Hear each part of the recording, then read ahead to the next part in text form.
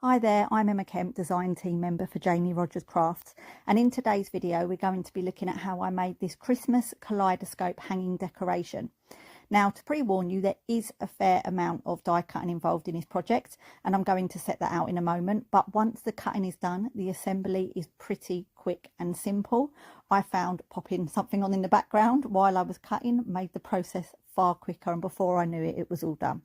So as you can see from the die cutting list on screen, we're going to be cutting 6 of the larger outer circles and then 1 extra from scrap copier paper. That's to make a template. And then we're going to be cutting a total of 48 segments because there's 8 segments per circle and there's 6 circles. I'm going to be alternating the segments for each of my circles with red and green mirror card. However, you can of course go with your own choice of colours. There are so many different ways that you can design this project to make it your own. So let's get started. To begin, I'm coming in with the Christmas kaleidoscope die, and I'm using the outer jagged circle and cutting this from Jamie's Polar White Elite cardstock 6 times and once from copier paper. And you can see here I'm just folding this into quarters. This is going to be our template. I'm making a circle in the middle to make a pencil mark through, and then pencil marks at each quarter. And this is really important if you haven't got the coordinating kaleidoscope stencil for this set, because this is going to help you line up your segments. Now, for every circle, I am just making a top and bottom mark because we need to score directly down the center. We are going to be folding these circles in half, so we want to make sure that the jagged edges line up on both sides. If you think you're going to struggle with lining up the jagged edges on each side when you fold them in half, you have got the option of using a plain circle. Jamie's plain circle die set does have a circle that measures exactly the same pretty much as the jagged edge one in the Christmas kaleidoscope. So that is an option, and it will save you probably quite a bit of time in trying to line up those edges. But when it comes to crafting, I always seem to take the option that makes my life a bit more difficult. So definitely go with what works for you. So moving on now to cut our segments. As I said, there are 8 segments per circle, and we are going to be cutting a total of 24 segments out of red mirror card and then 24 segments out of green mirror card to give us our 48. And you can just see on this template here that I've made, this is how I cut my segments out of the mirror card, and I'm just showing you this as a tip because I found that this was the easiest way to get the most out of each sheet of mirror card. I think I used a total of about 1.5 sheets of each colour, and as we all know, card can be quite expensive, especially mirror card, so for those that don't want to waste it, this could be a good tip. So here are my segments. Now, I could have done this a lot quicker. I could have cut my segment shapes at the same time as I cut into them with the pattern. I chose not to do this because I'm not very good at die cutting. My dies always seem to shift, so I didn't want to ruin any of my segments. So I'm cutting my segments first, and then I'm going to cut into them with my patterns. However, if you're a lot more accurate at die cutting than I am, then go for it. Just cut them at the same time because it will save you an awful lot of time. So there are 8 segment patterns with the Christmas kaleidoscope die set. There's the fern, the stockings, the swirl, the candy canes, the snowflakes, the poinsettia, the bells, and the Christmas tree.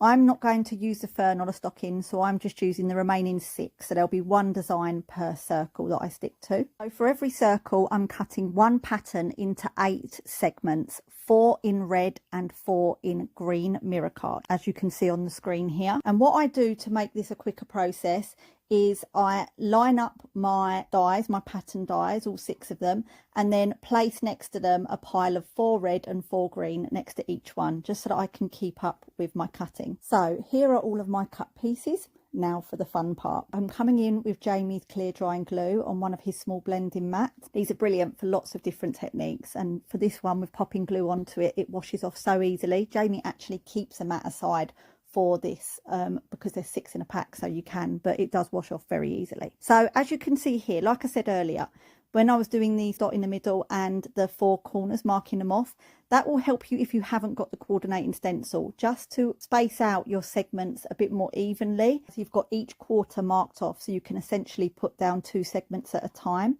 However, we are going to be using the stencil, and you can see here from around the edge of the circle, there is a printed, don't know what the right word is, jagged line that we can line up our jagged circle with. We also want to make sure that one of the lines going down the circle there lines up with our crease or our fold. We should have 4 segments on either side of that line. So now I'm just sticking this down with some removable tape, and then I'm taking a sponge dauber. This I actually got from one of my children's old craft sets, I think, and just dabbing that glue on. This is a much quicker process than my usual, you may have seen in my other videos, where I just dab it on and then dab it off a piece of paper. That would have taken ages. So this is far quicker. And as you can see, I'm just alternating the segments. So I'm putting down some green here, but you'll see I'll put down red as well. So it'll be red and green, red and green. This is all the candy canes. But then I will then go on and do exactly the same to all of the other circles. And doesn't that look lovely with the mirror card there? It really catches the light beautifully. So this is the first segment, and this is the Christmas tree. This is the swirls. This is the poinsettia, which is my favourite. This is the bells. This is the candy cane. And finally, the snowflakes. So now I'm just coming in and I'm gluing them back to back. And we really want to line up those little jagged edges. This is where using plain circles would have made my life a whole lot easier. But I really do like the effect that the jagged edges give. So I'm glad I stuck with it.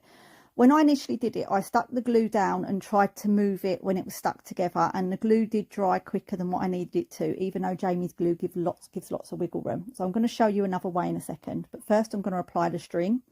So you can see here, I've tied it in a loop at one end. And then I've just done a double or triple knot at the other, and that's just, I'm going to put that at the bottom just to stop it sliding, I guess, and the string coming out. So you can see I've placed a knot at the base, and then I'm just going to stick that there, and then we've got the loop at the top to hang it from. So here I'm going to try a different way. I glue one side, but I don't know if you can see this. I'm actually lining up the opposite sides first that have no glue on them, getting those lined up, and then I flatten the other 2 back panels together where the glue is. And I actually found this a lot quicker, and that's how I proceeded from here and carried on doing that with the rest of them. It was just a lot less faffing, quite frankly. So here we've just come to the final one. We had the final 2 backs that just had to be glued together. This was the trickiest out of all of them because they all throw through each other out slightly, but that's it. It's all done. And the wonderful thing about this is not only does it make a lovely ceiling decoration, but it also folds flat.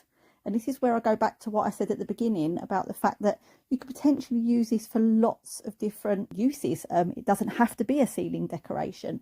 You know, you could make it into some form of card with lots of pages, lots of messages, lots of pockets. It's entirely up to you. But yeah, just a few ideas there. If you've stayed with me up until this point, thank you for watching.